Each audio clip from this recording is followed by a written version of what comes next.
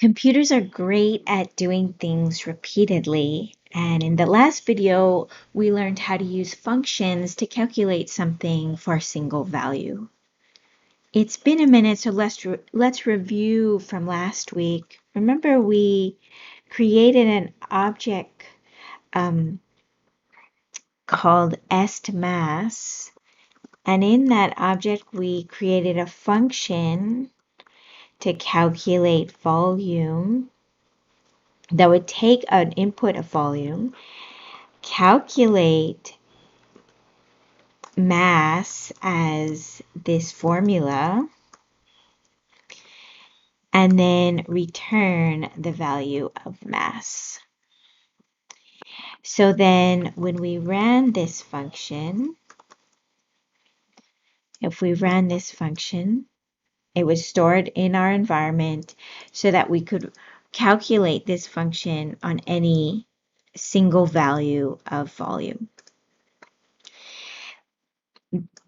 Building this function makes it easy to find the mass for other volumes, right?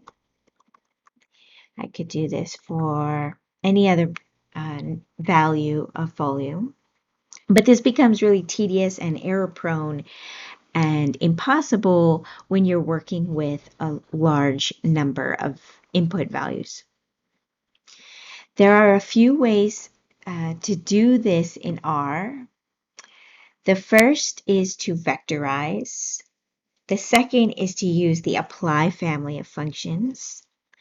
The third is to combine dplyr with functions, and the fourth is to use for loops. So today we'll talk about vectorizing and using the apply family of functions in R, and next week we'll see for loops.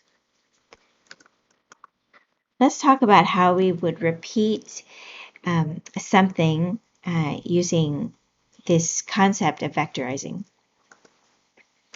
So we can write functions that take a vector of values and do element-wise calculations and return a vector of the results.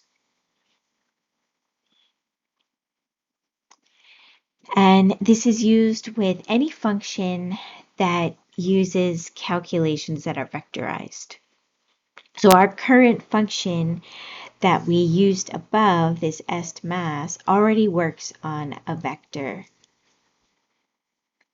Let's see an example of this. Instead of a single value for volume, let's create a vector called volumes and store a series of numbers.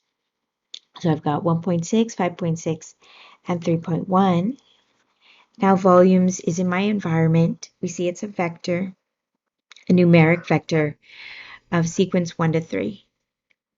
So now we can take that vector and instead of a single value of volume, give it the vector of volumes.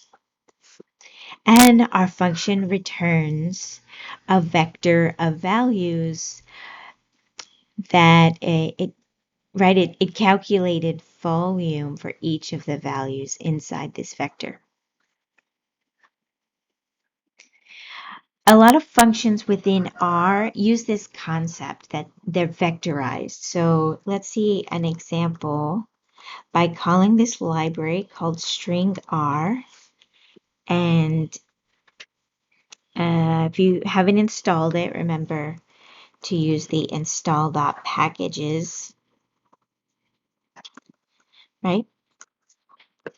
And let's use one of the stringer functions, str to lower, string to lower, so it converts a case of a string to lowercase, string to, let's use uppercase.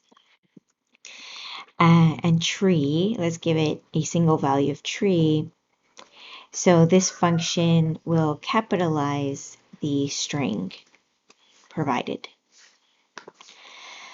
This function works on a single value, but it also works on a vector of values. So let's create a vector called plant types. And let's store 3 values, tree, grass, and tree.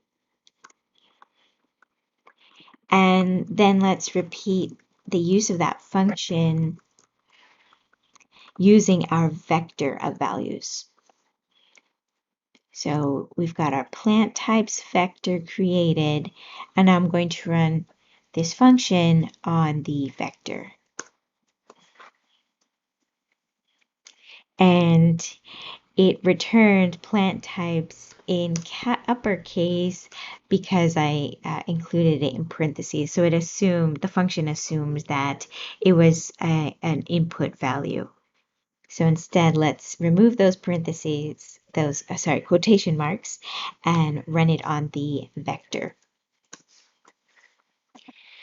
So it returns a value for each of the vectors. So it's basically doing vector math, right? It's completing the function for each value inside of the vector.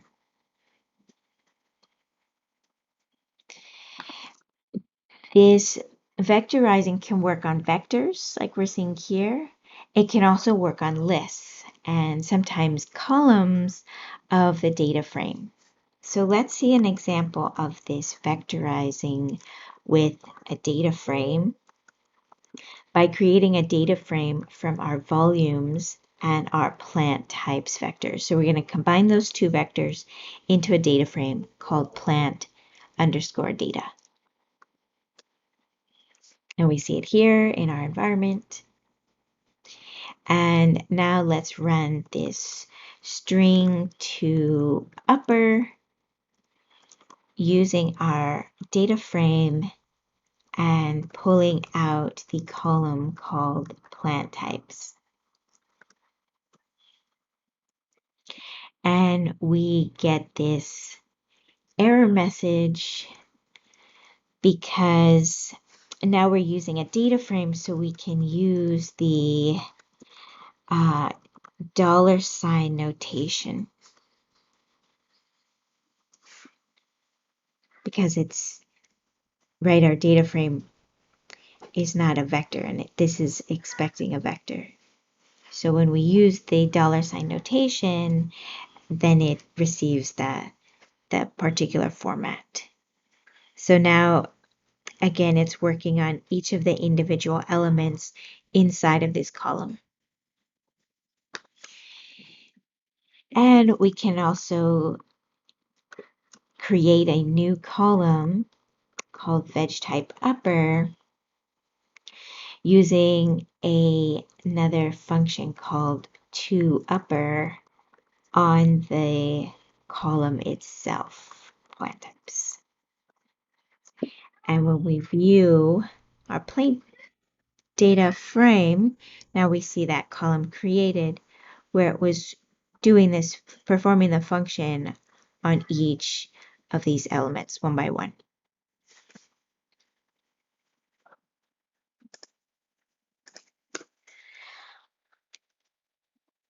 So that's the first way to repeat a function on multiple elements using vectorizing. Let's see how we would repeat things using the apply family of functions. So we can see apply and map functions. They both take a function and apply it to each item in a list of items, and it returns a list of the same size. So it doesn't require calculations to work on vectors. So let's see an example of sapply and lapply. S stands for simplify and L stands for list. So sapply works on a single vector or list. So we'll call sapply, and it expects the first argument x to be the arguments the inputs of your function, and the function to be the name of the function. So in this example, we're calling the function called estmass, but you could use any other function, like built-in functions in R, like mean or toUpper, and the x is, of course, the inputs. So estmass requires an input of volume. So you're telling it to use the inputs inside this volumes vector. And it's returning a list of the same size. So our volumes is length 3, and our return is also length 3. sapply works the same as if we had created a vector using using the function 3 times for each of the values of volumes. So it would be the same as if we were to call estmass for the first element in volumes, estimate mass for the second element of volumes, and estmass for the third element of volumes. And we're creating a vector here of 3, 1, 2, 3 values, and those values are calculated using this function of these different elements inside our volumes vector.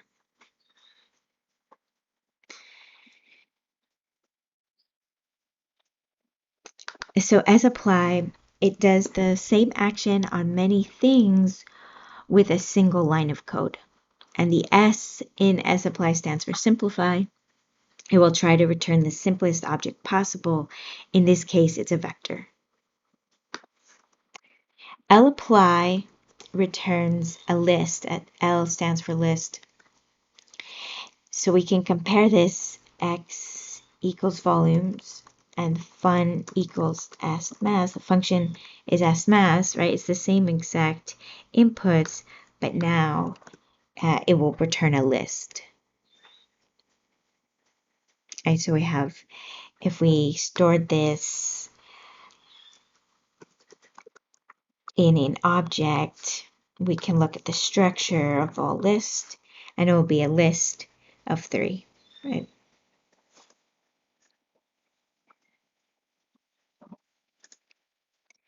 There's a handful of similar functions in the apply family of functions, and they differ depending on the type of input and output data.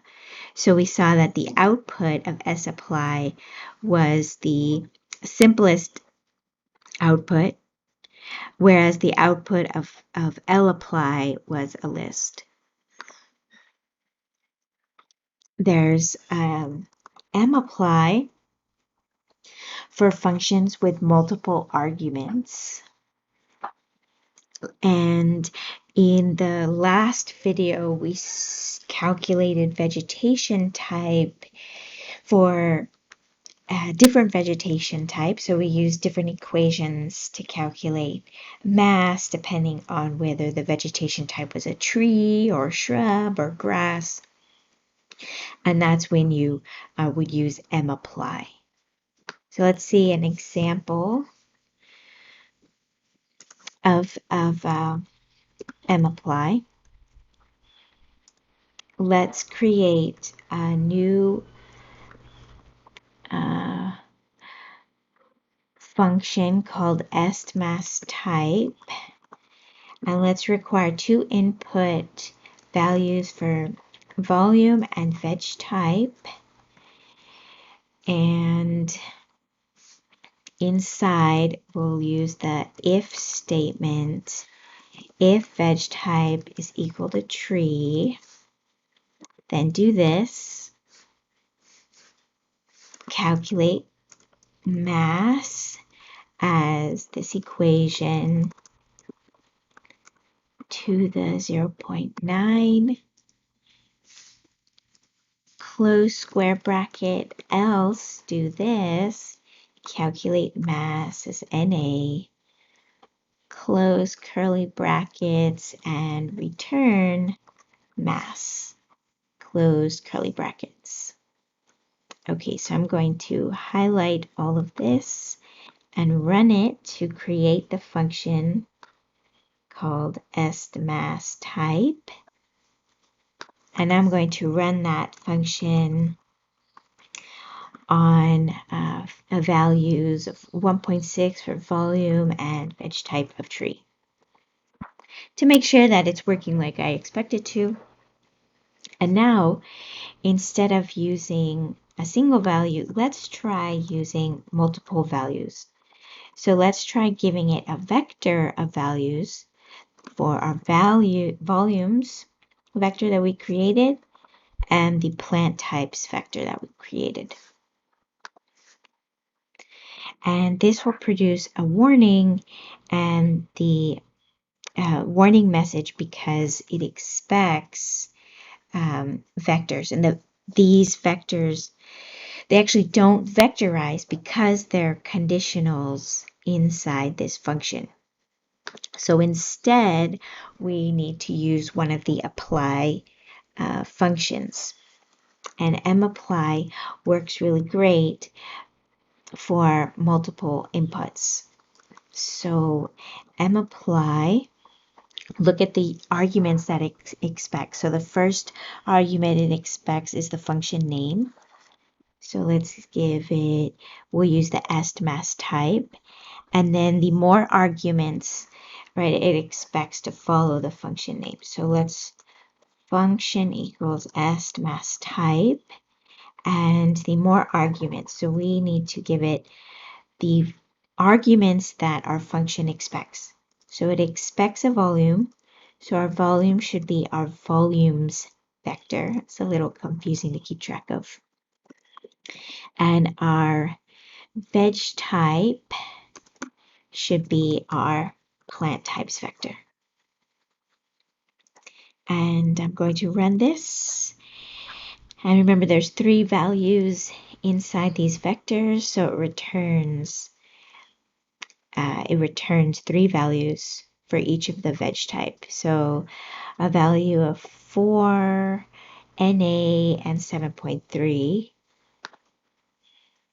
So this has a volume of 4 Na because inside of our function, remember we specified that if the plant type does not equals tree, then return a value of Na. So the first argument that mapply expects is the function, and all other arguments are named arguments for that specific function. mapply works really well. Map functions from the per packages are similar to apply. And if you're interested in that, you can look those up. They work in a similar way. So map functions in the per package.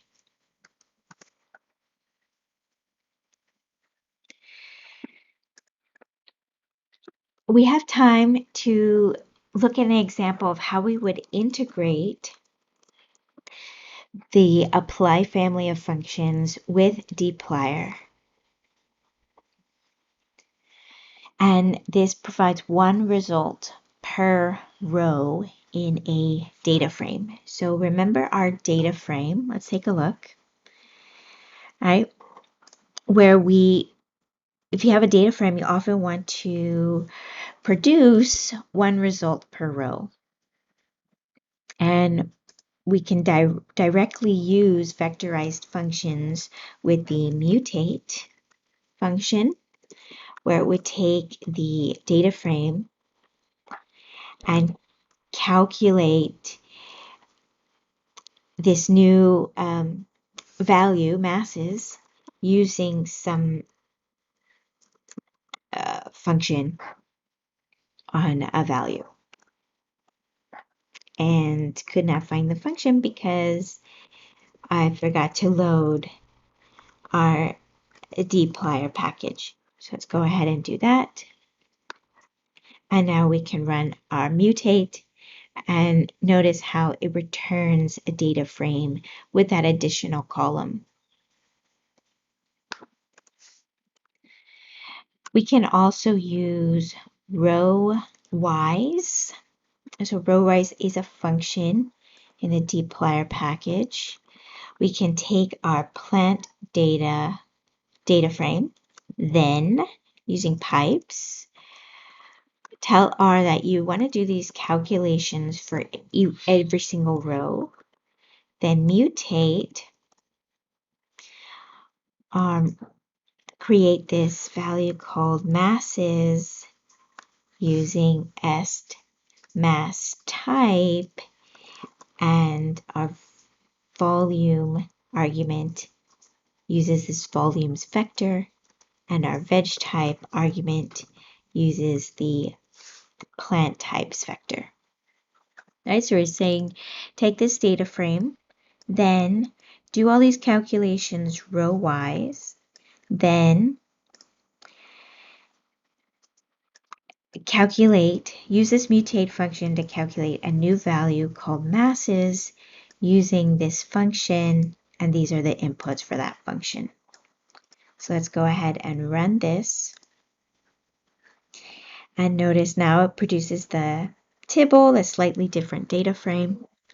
And there is our masses column that we created using mutate.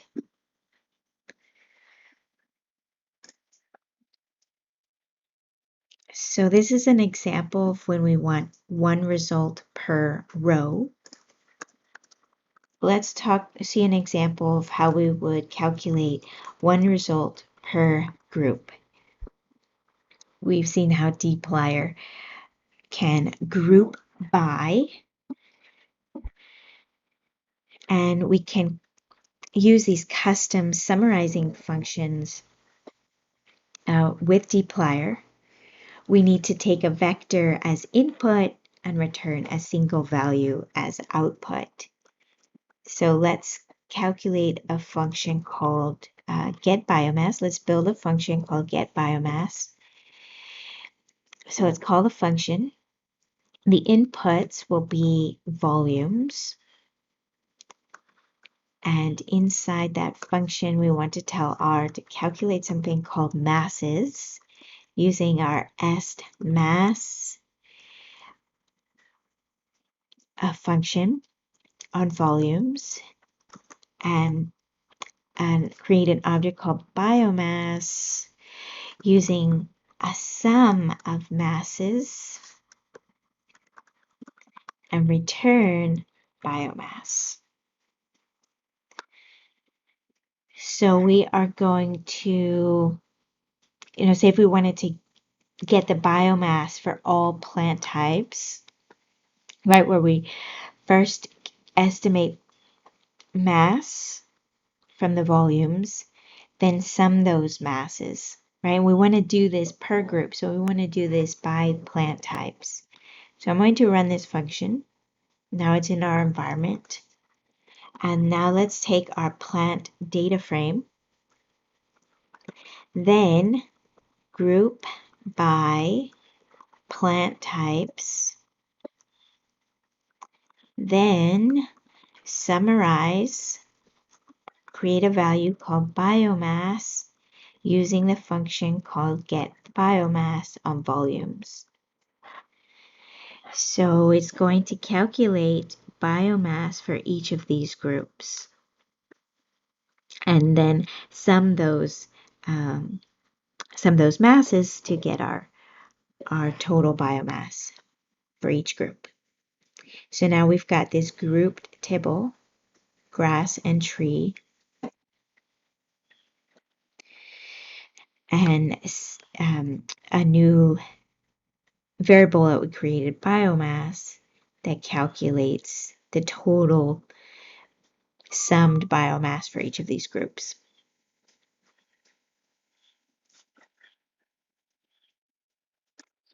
In this week's exercise, you'll use and create vectorized functions.